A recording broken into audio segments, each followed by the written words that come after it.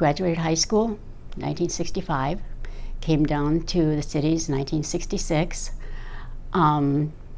met, fell in love with, and married quite quickly a young man from Bayport.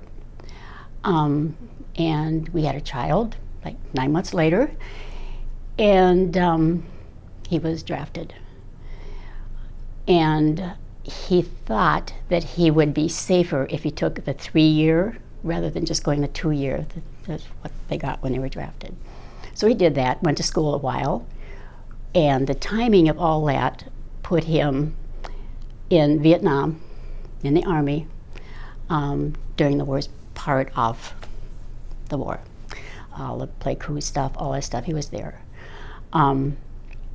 He was supposed to be a mechanic, but of course he was out guarding all by himself, whatever, doing whatever was, transporting people where they had to and fighting. He made it. And he came home injured, wounded. He had not told anybody because he figured that would keep him there longer. So he came home and we had to doctor because he had a hole in his leg. So that was kind of I won't even try to get into his story. He came home a mess. So we had, I had to support everybody. We ended up having 3 more children.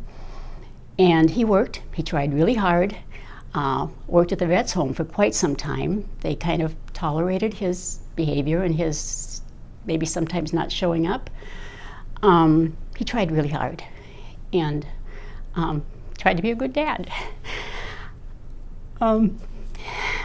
But during that time, my classmates, I was in a class of 21 kids, my classmates started being killed in Vietnam. And I learned later that people in the city didn't go in the way that people in the country did.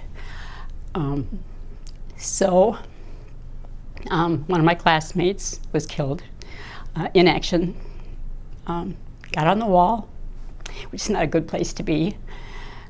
And subsequently, all my peers that went died before they were 60. If they weren't killed in Vietnam, one of them spent 14 years rotting from all the stuff they got in Vietnam. And 2 of the 7 in my class, now remember I had a class of 21, went to the mountains. They just disappeared. They could not deal with society. They couldn't deal. They literally headed for the mountains. And the one accidentally heard, that was still the neighbors from up north, heard where their oldest son was via a friend who accidentally ran into him just out of Las Vegas. Said, I won't give you his name, but he's here, I just saw him. And the family buzzed right out there. They hadn't seen him or heard from him in a long time. And until he died of rot, they were able to keep in touch with him. Another one, just plain, he got married, he had a couple of children, couldn't do it, and he headed for Arizona.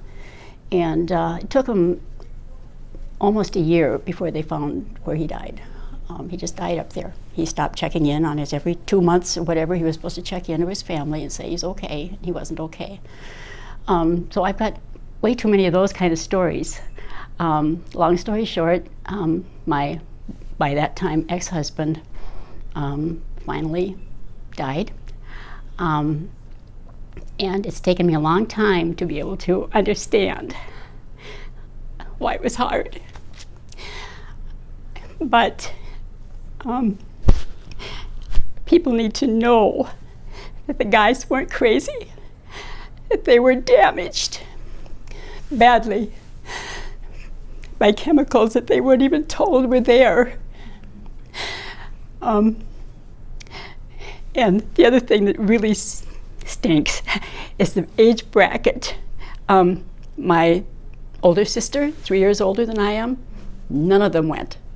My younger sister had some that went, but they were there when it was safe. So there was this small bunch of people most of them rural, who went and really didn't come back. It's my story. I still live it. So, time. It took time. It was Kleenex. It took time. And the married couple and eventually divorced couple, probably like most any divorces, it's a little tough and a little rocky.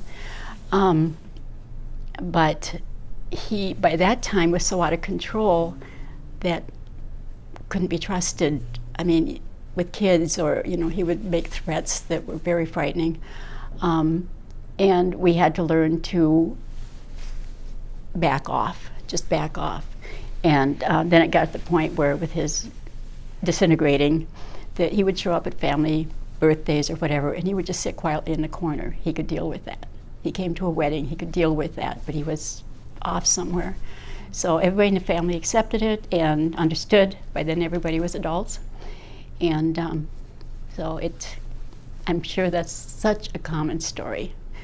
But I think it's something that people don't hear, don't understand, or maybe can't listen. Or they just think it was that weird old uncle that, it was just acting funny. Or he would just come and kind of look and then he'd disappear. They knew. They didn't know what it was, but they knew that it was something that they dragged home. I mean, when he came home, I remember he smelled really funny, and everything he brought home smelled really funny, and it never really went away. That was that stuff that was fed him, breathed, everything. The chemicals just ate him up, quite literally. Get the word out, seriously, and this generation now is gone.